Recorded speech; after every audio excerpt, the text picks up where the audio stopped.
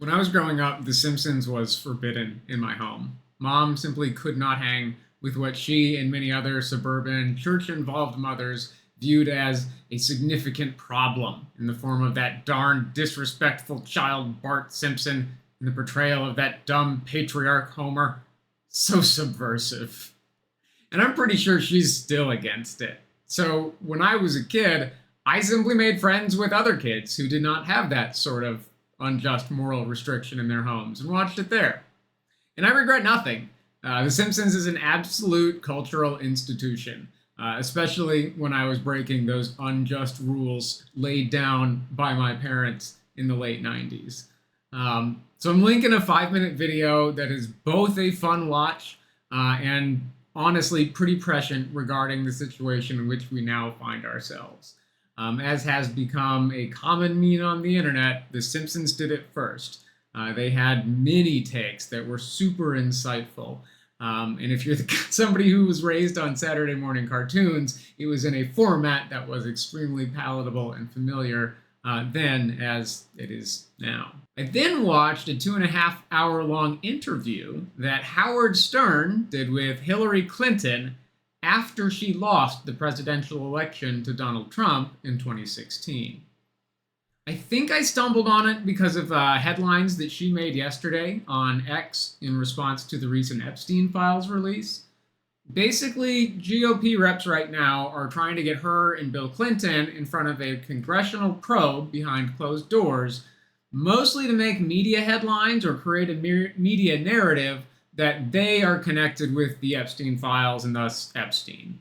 She responded that they would happily do so and specifically called for a public televised hearing.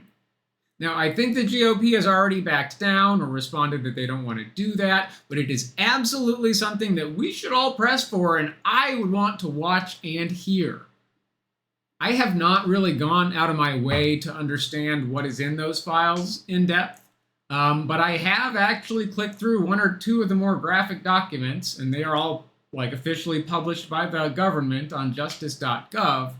And the ones that I read were a compilation of written testimony recorded from FBI agents from victims. It's absolutely horrific and chilling stuff. It's recorded personal testimony, again, but it is so specific and graphic that it is really hard to believe somebody would call the government to report it unless there were really something to it. Because of the nature of the testimony, though, it's not the kind of evidence that you can legally prosecute somebody with. The latest release of files was over 30 days past their legally obligated due date, and it's something like 3 million out of 6 million files that are supposed to be released. Nonetheless, Deputy Attorney General Todd Blanche has made the statement that the government has completed their commitment to releasing them, and he was later quoted on Fox News this week saying, "It is not a crime to party with Mr. Epstein." Anyway, Epstein connections aside for a moment, Howard's interview with Hillary is a really interesting view of two very controversial and polarizing public figures. Howard Stern in the 90s was the original shock jockey. He covered topics considered very taboo by mainstream culture at the time, and even still in a large part today.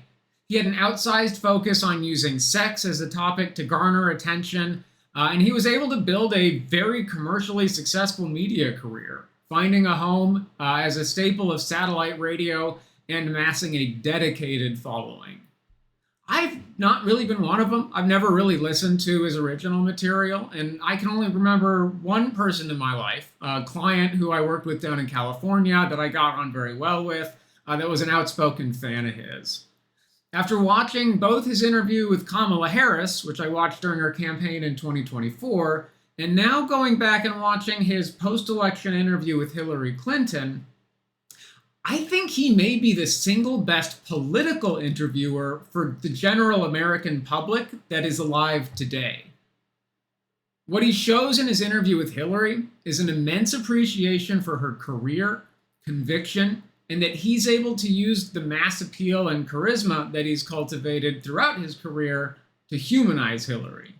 And if you remember 2016 or 2024, humanizing the Democratic candidates was something that should have been top of mind because the Democratic Party missed the mark both times. They elected women who were very career driven, very intense, very serious, and very businesslike that I think would have made excellent executives. But the inability to humanize them and appeal to people, I think, cost them election. And, well, now my neighbors are getting extrajudicially kidnapped and murdered by the state. Anyway, to the interview, I think my favorite exchange between the two was when Hillary was recounting the time meeting Martin Luther King Jr. And when asked how she had that opportunity, she recounted it was because of a few different things. It was directly because of her involvement in her church community. She had fostered an admiration for Martin Luther King at a young age and voiced a desire to meet him. And her advocacy and the advocacy of her local church leaders made it happen. It's really interesting seeing Howard's reaction to it because he laments a bit. He says, "Oh, I wish I'd been that involved. I was wasting my time in comic books." To which Hillary immediately, powerfully, and directly retorts, "Well, that has obviously worked out very well for you." And I don't think she says it with any frustration, but just as a point to say, listen, your ability to interact and connect with people who have those very normal widespread interests, whether it's, comic books for Howard Stern or video games for somebody today, is just a powerful statement. And I think it's really interesting seeing the two admire each other, maybe on completely different levels, but the admiration is really there.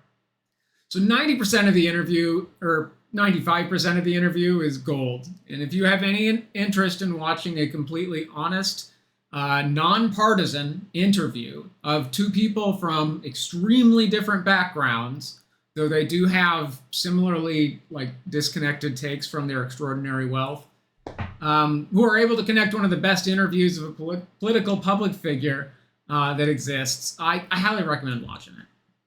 And if there is a bright spot to take away with it, I think it's that the DNC did learn from that interview. They learned not to ignore the call from Howard Stern or other non-traditional media outlets because that coverage is so crucial to get through to people. In nonpartisan spaces, hearing the facts or humanity from or about somebody who's just completely covered in different colors of light from different political spaces is tremendously important. That was reinforced by Joe Rogan's influence on the 2024 election. So yeah, I think Howard Stern really rose again to the occasion to interview Kamala. I think it was too little, too late there, but he's definitely an interviewer that I will be looking out for during the next major election. And I'm still hopeful that we'll have one.